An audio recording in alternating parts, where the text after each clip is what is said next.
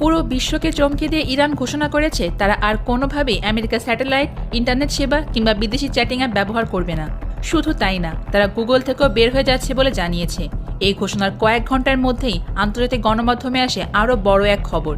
Iran ইতিমধ্যে আকাশে তাদের নিজস্ব অত্যাধুনিক জিপিএস স্যাটেলাইট উৎক্ষেপণ করেছে।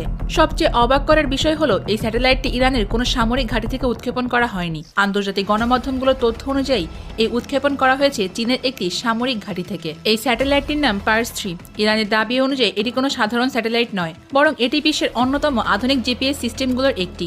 এতদিন ধরে ইরান তাদের মিসাইল, ড্রোন এবং বিভিন্ন সামরিক প্রযুক্তি চালানোর জন্য মূলত আমেরিকার জিপিএস সিগন্যালের উপর নির্ভর করেছিল। কিন্তু সাম্প্রতিক সময়ে আমেরিকার নিষেধাজ্ঞা এবং নির্দিষ্ট কিছু জিপিএস সিগন্যাল ব্লক করে দেওয়ার কারণে ইরান এই সিস্টেম থেকে বেরিয়ে আসার সিদ্ধান্ত নিয়েছে বলে জানা গেছে। এর বাস্তব প্রমাণ দেখা গিয়েছিল মাত্র 2 মাস আগেই।